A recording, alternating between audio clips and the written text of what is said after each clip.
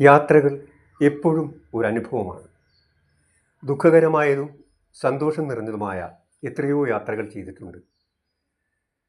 ഒരിക്കൽ പോലും കാണാത്ത, എന്നാൽ പുതുതലമുറകളിൽ വളരെ വിശിഷ്ടമായതും ആയ ഒരു കാഴ്ച ഞാൻ കണ്ടു.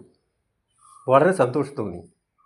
2 ചെറുപ്പക്കാർ, മത്സ്യത്തൊഴിലാളികൾ അലക്ഷ്യമായി എറിഞ്ഞ വഴിവെക്കൽ ഉപേക്ഷിക്കപ്പെട്ട വലത്തുണ്ടിൽ നിന്നും പ്രാണരക്ഷാർത്ഥം പുളയുന്ന ഒരു ജന്തു.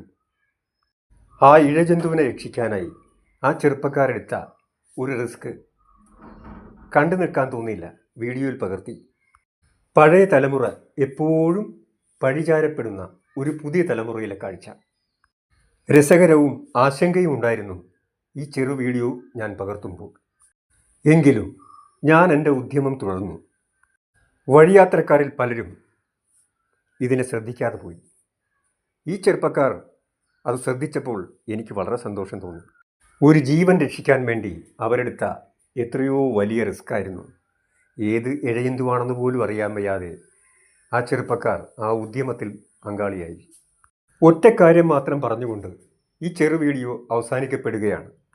മത്സ്യത്തൊഴിലാളികൾ അലക്ഷ്യമായി എവിടെയോ ഉപേക്ഷിക്കപ്പെടുന്ന വലത്തുണ്ടുകളിൽ റോഡ് കോൺട്രാക്ടർമാർ റോഡ് പണി കഴിഞ്ഞ് കാലിയായതും അല്ലാത്തതുമായ ടാർ വീപ്പകൾ പൊതുനിരത്തിൽ അലക്ഷ്യമായി ഉപേക്ഷിക്കപ്പെടുമ്പോൾ ഒന്നോർക്കണം, എല്ലാ ജീവനുകളും ഒന്നു തന്നെ